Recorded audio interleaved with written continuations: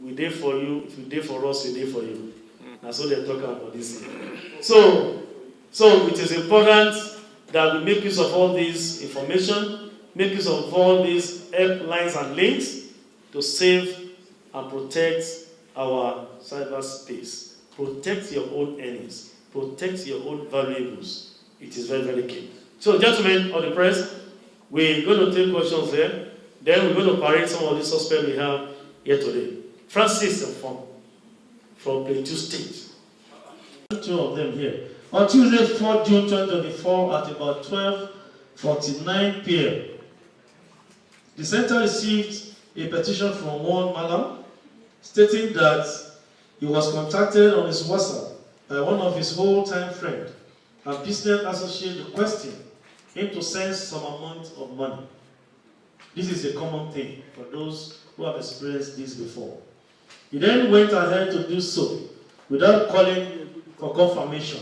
So this is a lesson to all of us that when somebody on WhatsApp is requesting for money, possibly that WhatsApp line has been hacked. Call for confirmation. Don't just send money as requested. But after he had sent a sum of 24 million naira in tranches, and more demands to send more money were coming, he then called his friend to confirm why such demands were made, but his calls were not answered until the second day, being 5th June 2024. It was then he got to know that the WhatsApp of his friend had been hacked. Upon receipt of the petition, the center began investigation, which led to the arrest of these suspects, the three of them.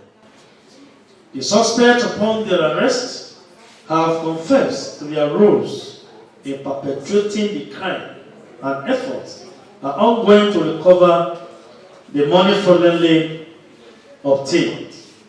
These are the people. They hacked into somebody's WhatsApp. You know this is common. Somebody will just send message to WhatsApp that please I'm stranded, send money to me. Please always confirm from the person making that request to be sure if it's actually the one in need and the one making that request. Elements like this might be at work. Hackers. They hack your platform, they hack your account online, they hack your WhatsApp to be making demands. You can see they got very huge amount of money, 24 million naira in tranches. 1, 2, 3, 4. I don't know the number of times they now send the money. But the total amount is 24 million naira. Lucky Adesoloye. This Lucky. How old are you? Edo. Your state of origin? Akoko, Edo. Is Tana here? Tana? I wasn't the one. It was a message they sent me. Okay, they sent you a message to do it. No. Who hacked the account? Who has the WhatsApp? I wasn't the one. What's your own role? My own role is I was sent. They sent a card for me to give to somebody. A card? A card. Card? Yes. Which is an account, which is bank account, to send it to somebody. And I sent it. The person I sent it to is a friend to me. I know him. But I never knew it. As for him, he said, you be buy account online. That is what he said to me. I know him physically. So when he called me that he has a customer. So Go ahead. He called me that he has a customer that needed account, that wants to send accounts to him, that is around where I stay, which is Lagos, where I'm doing my family work. Then those people happens to be this and the other exchange group. So then I collected, I said, okay. He said the place they stay is far from the park, that if they ask them to go to the park, before you get there, we say there's no bus again, the first bus and the second bus and second. And I said, okay, no problem. Before they asked me to come to me, I was at work that day. I said, I can't make it.